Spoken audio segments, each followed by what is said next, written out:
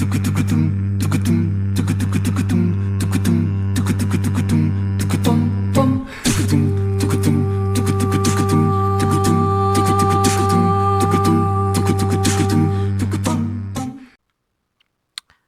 everybody and welcome to episode 6 of the Greatest Graphic Novel Guide. I'm your host Rory Bailey. This week we're looking at The Amazing Spider-Man New Ways to Die by Dan Slott with art by John Romita Jr., Mark Waid and Adi Granoff.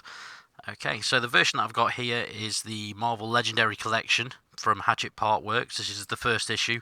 At the moment, at time of recording, this is available in most comic shops and WH Smiths and places like that around the UK, and it's currently at the low price of $1.99, which I'll just show you on the back.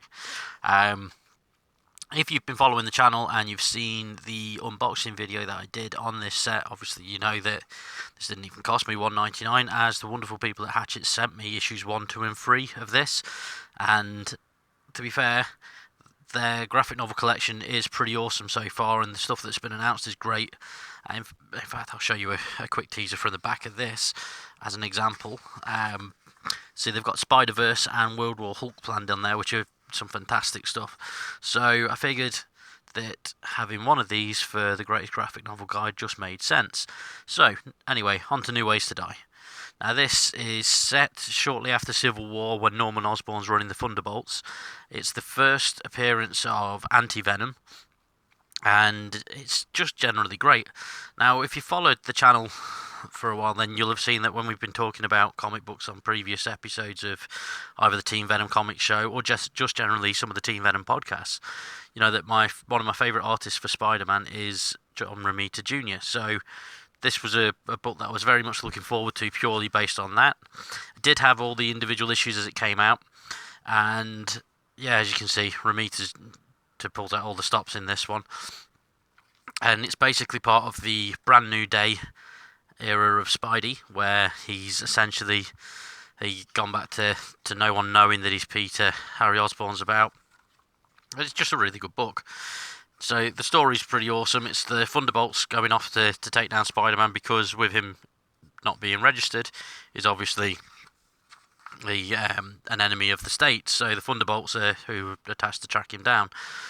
Now there's also some subplots in there involving Eddie Brock, as you can see from this wonderful bit of art from Adi Granoff. At this point, Brock is suffering from cancer from all this time with Venom.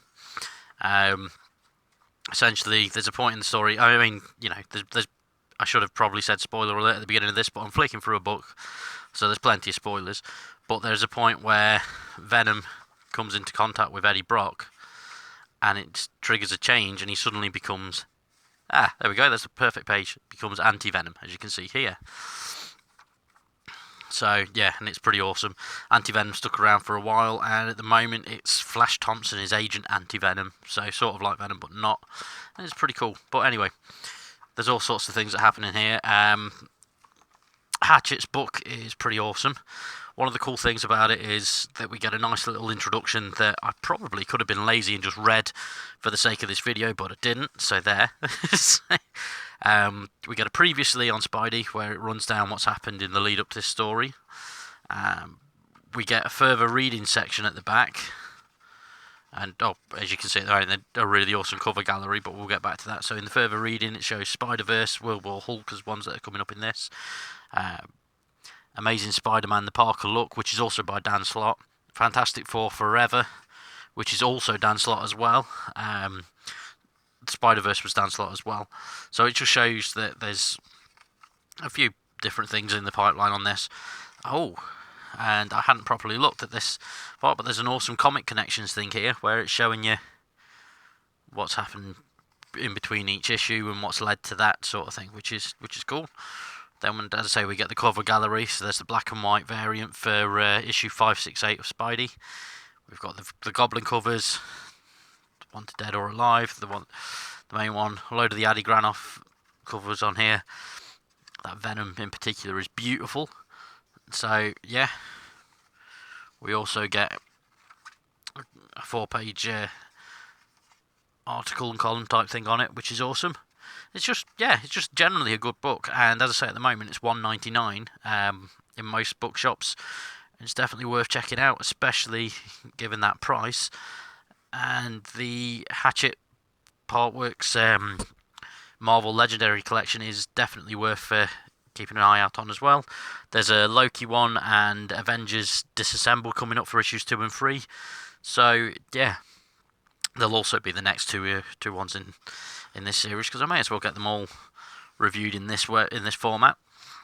But yeah, so that's no ways to die. One of my favourites. Dan Slott became one of my favourite writers for Spider-Man from this, to the point where I specifically went to London Comic Con just to meet him. So there's a photo of me with Dan Slott somewhere, and I've got Superior Spider-Man Volume 1 signed by him because of meeting him that day.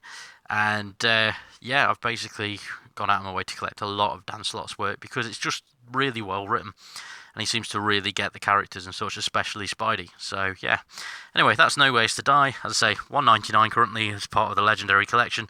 Definitely worth getting if you can, and that'll be it. So that's me signing off for this week. Thanks for watching, and I'll catch you next week for part 2. Well, issue 7. Sorry, I'll start again. For issue 2 of the Legendary Collection, which is part 7 of the Greatest Graphic Novel Guide, and that will be Avengers Disassembled. Okay, thanks for watching.